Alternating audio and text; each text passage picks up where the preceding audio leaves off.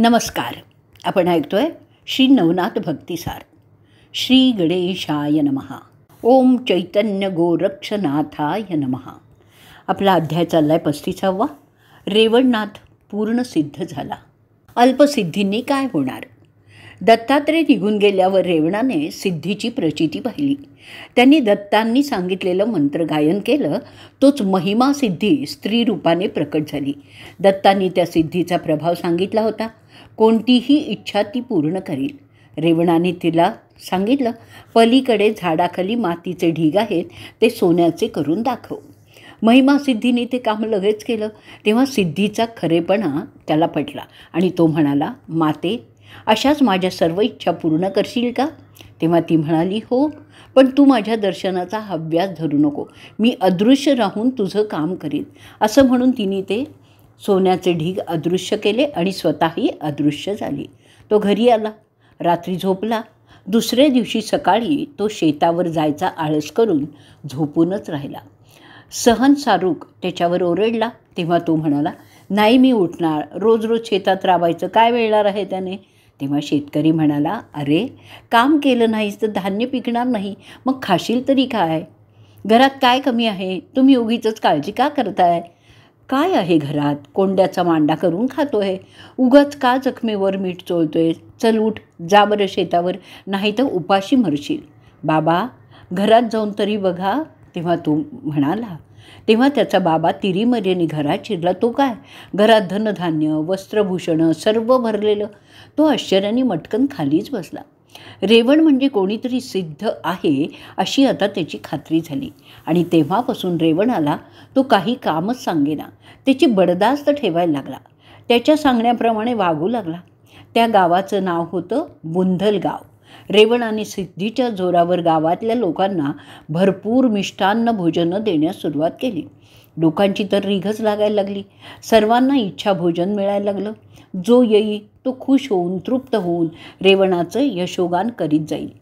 रेवणाला लोक रेवण सिद्धनाथ असं म्हणायला लागले. सर्वत्र त्याची मोठी कीर्ती झाली. मच्छिंद्राच्या कानी त्याचं नाव गेलं. त्याला कुतूहल वाटलं. त्याचं असं झालं, मच्छिंद्रनाथ त्या गावात आला आणि धर्मशाळेत उतरला. त्याला तिथल्या लोकांनी रेवणाची माहिती सांगितली. तो जेवायला घालील, त्याच्याकडे जा असंही सांगितलं. त्यांनी जास्त चौकशी केली तेव्हा तो शेतकऱ्याचा मुलगा आहे असं त्याला कळलं. मग त्यांनी अंतर्ज्ञानाने पाहिलं तर हा रेवण म्हणजे चमस नारायण आहे असं त्याला कळलं. मग मच्छिंद्राने रेवणाच्या गुरुविषयी चौकशी केली. तेव्हा मात्र लोकांकडनं काहीच कळलं नाही. मग मच्छिंद्राने योगबळाने पक्षी, पशु, हिंस्त्र, श्वापरं नाना प्रकारचे प्राणी निर्माण केले. लोकांच्या देखतच त्यांना खायला घातलं, अंगाखांद्यावर खेळवलं आणि मग रानात किंवा आकाशात पाठवून दिलं. त्याचा हा चमत्कार पाहून लोक अचंबा करायला लागले. रेवणाला हा प्रकार कळला आणि त्यासाठीच तर मच्छिंद्राने ही युक्ती केली होती म्हणा. तो मुद्दाम पाहायला आला. परस्परांचे वैरी पशुही मच्छिंद्राजवळ प्रेमाने बसत होते. खायचे पदार्थ खाऊन जात होते. मच्छिंद्र त्यांना खांद्यावर खेळवीत होता. रेवणाला फार आश्चर्य वाटलं. त्यांनी परत येऊन एकांत स्थानी महिमा सिद्धीला पाचारण केलं. ती येताच तिला म्हटलं की तो धर्मशाळेत एक नाथपंथी आलाय. त्याने पशुवर्गाला वश केलं आहे. तसं मला आलं पाहिजे. तू हे माझ्यासाठी काम कर. ती म्हणाली, ब्रह्मज्ञानी माणूसच हे करू शकेल. ज्याला अद्वैताचा अनुभव असतो तो प्राणीमात्रात ऐक्य करू शकतो. तेव्हा तो म्हणाला, मग तूच मला ब्रह्मवेत्ता कर की. ती म्हणाली, ते काम आमचं नाही आहे. तू दत्तगुरूंच्याकडे जा. ते कृपा करतील तर ब्रह्मांडावर सत्ता गाजवशील. रेवणाला वाटलं, पुरं झाली ही अल्पसिद्धी. दत्त जिथे प्रथम भेटले तिथेच जावं. तेच माझे समाधान करू शकतील. तो पुन्हा शेतात गेला. दत्त भेटीसाठी तप करायला लागला. गावात सगळीकडे बातमी पसरली. रेवणाने अन्न पाणी सोडलं. तो अगदी कृश झाला. मच्छिंद्राने पाहिलं, हा रेवण दत्तांच्या भेटीसाठी तळमळतो आहे. त्याने सर्व सिद्धींना प्रत्यक्ष विचारलं, रेवणाला कोणती सिद्धी आहे, त्याचा गुरु कोण? त्या म्हणाल्या, ही महिमा सिद्धी दत्तांनी त्याच्या सेवेला दिलेली आहे. त्या सिद्धीचा उपयोग करून तो जगावर उपकारच करतो आहे. महिमा सिद्धी स्वतः म्हणाली, मी दत्ताज्ञेने त्याच्या सेवेत आहे. म्हणजे हा गुरुबंधू आहे माझा. याला मी सहाय्य केलंच पाहिजे असं मच्छिंद्राने आपल्या मनाशी ठरवलं. मच्छिंद्राने धर्मशाळेतील लोकांचा निरोप घेतला. मग वायुगतीने तो गिरनार पर्वतावर गेला. दत्तांना भेटला.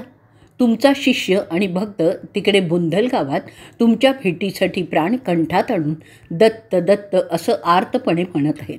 गुरु महाराज कृपा करा, वायू वेगाने चला, असं त्यांनी दत्तांना सांगितलं. पाया पडून नाना प्रकारे विनवणी केली. दत्तांनी आनंदांनी मान डोलवली आणि ते म्हणाले, चमस नारायणना करू दे त्याला दम, मला माहिती आहे. मच्छिंद्र म्हणाला, त्याचा अंत पाहू नका, आता विलंब गेला तर विचारात देहत्याग करेल. दत्त म्हणाले, असं बरं तर मग चल. आणि दोघेही व्यानमंत्राच्या साह्याने अल्पावधीतच रेवणासमोर जाऊन उभे राहिले. रेवणाची दयनीय अवस्था पाहून दत्तांनी त्याला जवळ घेतलं. आईच्या मायेने त्याच्या पाठीवरून हात फिरवला. सुकलेलं तोंड कुरवाळलं. त्यांना पाहताच रेवण स्पुंदून रडायला लागला. गुरूंच्या पायावर लोळण घेऊन तो रडू लागला. त्यावेळी दत्तांनी कृपादृष्टीने त्याला शक्तिमान आणि उत्साही केलं. त्याच्या कानात मंत्र सांगितला. ब्रह्मज्ञानाचा त्याला बोध झाला. सात्विक भाव जागृत होऊन तो नाचायला लागला. मग दत्तांनी त्याच्या ठायी वज्रासारखी शक्ती प्रेरून त्याला बलवंत केलं. गिरनार पर्वतावर राहून सर्व विद्याभ्यास पूर्ण झाल्यावर एक मोठा सोहळा करून गुरूंनी रेवणनाथाला जवळ बोलवलं आणि म्हटलं, तू सिद्ध झाला आहेस, ब्रह्मज्ञ झाला आहेस, तू आता तीर्थयात्रेला जा. सरस्वती ब्राह्मणाच्या घरी रेवण निघाले. पायी वाटचाल करत होते. मुखी दत्तगुरूंचं नाम घोळतच होतं. नवनवे प्रदेश पुढे येत होते आणि होता होता माण देशात विटे या गावी ते आले. तिथे सरस्वती नावाचा एक ब्राह्मण आणि त्याची पत्नी जान्हविका हे दाम्पत्य राहत होतं. तो त्यांच्या घरी वस्तीच राहिला. त्या ब्राह्मणाचं नशीब इतकं वाईट होतं की त्याचे 6 पुत्र अर्भकावस्थेत एकामागून एक मरण पावले होते. रेवण तिथे गेला. त्या रात्री ब्राह्मण त्याचे पाय चेपीत बसला होता. त्याचा 7वा पुत्र जन्मून 10-12 दिवस झाले होते आणि त्या दिवशीच बारसं झालं होतं. पण रात्री अचानक त्या मुलाला बरं वाटेना. त्याची आई बाहेर आली. तिने नवऱ्याला खुणावून सांगितलं. पण त्याने रेवणनाथाची सेवा सोडून आत जाण्यापेक्षा सेवात जास्त महत्त्वाची मानली. ती बिचारी आत गेली. स्वामींची झोपमोड होऊ नये म्हणून तो उठला नाही. पण तिकडे रात्रीतच त्या मुलाचे प्राण गेले. ती बाई स्पुंदून रडायला लागली. पण रडण्याच्या आवाजाने नाथ जागे होतील म्हणून ती दबलेल्या आवाजात हुंदके देत राहिली. सकाळी रेवणनाथ जागा झाला. त्यांनी बाईचे हुंदके ऐकले. ब्राह्मणाला विचारलं तेव्हा तो म्हणाला, मुलाला बरं नाही, त्यांनी तिला वाईट वाटत असेल. रेवणनाथ त्याला घेऊन आत गेला. मुलगा आईच्या मांडीवर होता. प्राणपक्षी केव्हाच उडून गेला होता. रेवणनाथ हळहळला. तो म्हणाला, ब्राह्मणा, तुम्हाला रात्री का नाही उठवलंस? ब्राह्मण म्हणाला, महाराज, आमचं दैवच फुटकं, त्याला तुम्ही कोण काय करणार? हा तर माझा 7वा मुलगा. नशिबात पुत्र सुखच नाही आहे, दुसरं काय? रेवणनाथाला फारच कळवळा आला. तो म्हणाला, मी या मुलाचे प्राण यमाकडे जाऊन परत आणतो. याचं शव 3 दिवस तसंच ठेवा, त्याचा नाश होणार नाही असा मी उपाय करतो.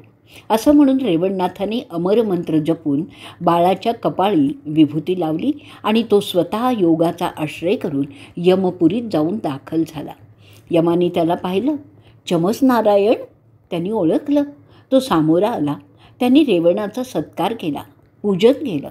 येण्याचा हेतू विचारला तेव्हा रेवणनाथ म्हणाला, मी विटे गावी सरस्वती ब्राह्मणाच्या घरी काल रात्री वस्तीला होतो. त्यावेळी तुझ्या सेवकांनी त्या ब्राह्मणाचा पुत्र मारून त्याचे प्राण हरण केले आहेत.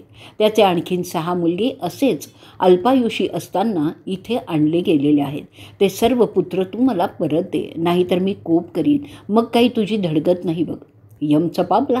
आपण त्या मुलांच्या कर्मात उलटापालट करू नये आणि रेवणनाथाला शंकराकडे पाठवावं, म्हणजे आपल्यावर हा राग करणार नाही, असा विचार करून यम त्याला म्हणाला, नाथ, तुम्हाला एक गोष्ट ठाऊकच असेल, मी यम म्हणजे नियमाप्रमाणे कार्य करणारा.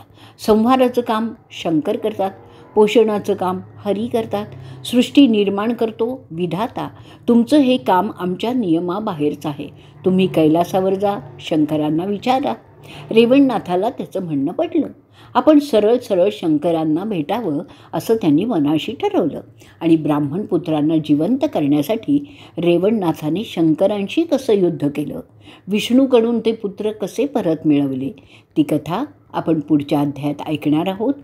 या अध्यायाची फलश्रुती अशी आहे की या अध्यायाच्या पठणाने धार्मिक वृत्तीचा पुत्र लाभेल आणि तो 42 पिढ्यांचा उद्धार करेल. इति श्री नवनाथ कथासार अध्याय 35 संपूर्ण. अवधूत चिंतन श्री गुरुदेव दत्त. श्री गुरुदेव दत्त.